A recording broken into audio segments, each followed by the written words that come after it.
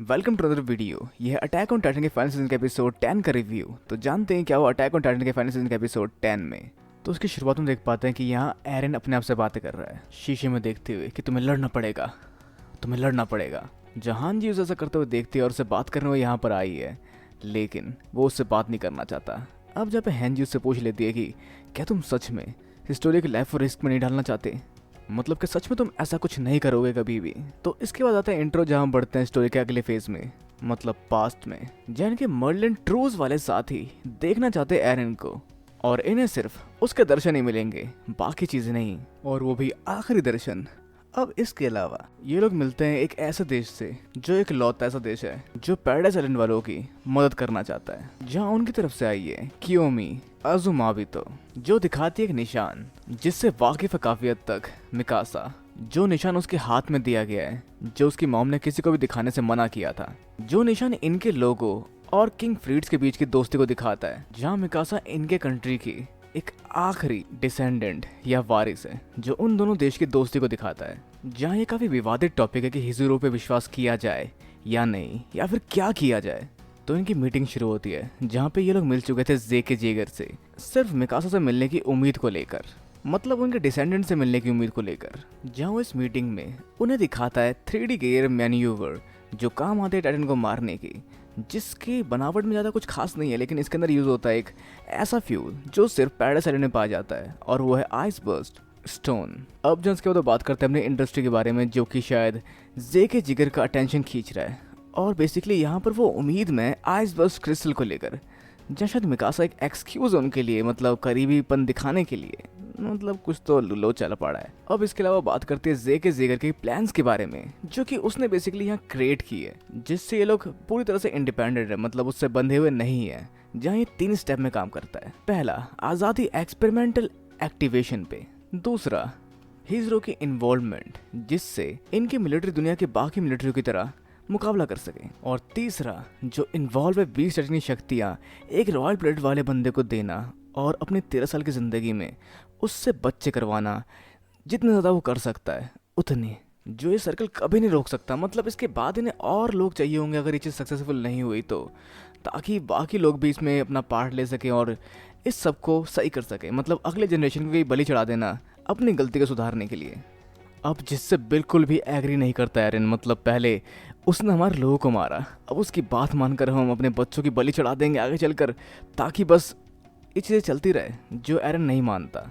अब ये वही बात थी जिसकी वजह से एरन काफ़ी चिड़चिड़ा हो गया था, लेकिन ये सारी चीज़ें बाकी लोग भी एग्री करते हैं एरन के साथ, और ये कोई रीज़न नहीं था अपने एरन को खतरे में डालने का, जैसे अब तक एरन ने किया सब कुछ अपनी मर्जी से, जहाँ शायद उसने हिजरो वालों लोगों को भी शायद मार दिया होगा उस भगदड़ में। जहाँ ऐसा बोलते हुए हैंजुस से पूछ लेते कि क्या तुम्हें हिस्टोरिया की चिंता नहीं है। अब जहाँ पर हट चुके एरन की, और वो कहता है कि मेरे पास वॉर हैमर टर्न की शक्ति है, जो किसी भी तरह का हथियार बना सकता है, जिससे मैं कितनी भी गहराई में क्यों ना हो वहाँ से बाहर निकल सकता हूँ। और इसके अलावा मेरे पास फाउंडर टर्न की शक्ति है, जिसकी वजह से तुम मुझे नहीं मार सकते, ना ही जेकी को। तो अब तुम क्या कर सकते हो हैन जी? अगर तुम्हारे पास कोई और तरीका है तो मुझे बताओ। तो उसका कोई सोल्यूशन नहीं निकलता, और हम देख पाते हैं एक फेज में हिस्टोरिया को प्रेग्नेंट, जिससे कोई कह रहा है कि हिस्टोरिया अंदर चलो, तुम्हें अपना ख्याल रखना है। अब जब हम लोगों से तरह तरह की बातें सुन रहे हैं कि जैसे जेके यहाँ पे आया था तभी हिस्टोरिया को टर्न बनाकर उसे जेके खिला देना चाहिए था, लेकिन ऐसा नहीं हो सकता क्योंकि यहाँ पर हिस्टोरिया प्रेग्नेंट है, और उसने अपना साथी खुद चुना था। जो उस समय की बात है जब वो यहाँ काम क्या करती थी और उसको कोई पत्थर मारा करता था, लेकिन उस चीज़ को देखते हुए उसने गिल्ट में सारा काम किया बिना पैसे लिए, और बहुत सारी चीज़ें की जिसकी वजह से हिस्टोरिया और उसके बीच में कुछ हुआ, और अब यहाँ पर हिस्टोरिया प्रेग्नेंट है, जहाँ पे उसके डिलीवरी के बाद शायद वो बनने वाली है अगली बीस्ट टाइटन। तो ये चीज़ काफ़ी स्ट्रेस्ड है, मतलब कि उसे अभी हम टाइटन में बदले या फिर वेट करें या फिर क्या करें, मतलब जहाँ पर लोग अपने अपनी चीज़ों को लेकर काफ़ी हद तक मैस्ड अप है।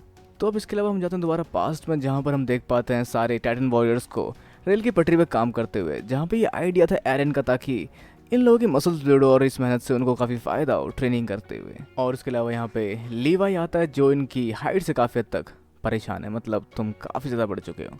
अब इसके अलावा यहाँ पे हिजरो के साथ की डील को कैंसिल होना पड़ता है, क्योंकि उन्हें सिर्फ पैराडाइज आइलैंड के नेचुरल रिसोर्स की ज़रूरत है, और बाकी दुनिया वाले उनकी मदद नहीं करेंगे, क्योंकि उनके लिए ये अभी डीमंस जो काफ़ी खतरनाक लोग हैं।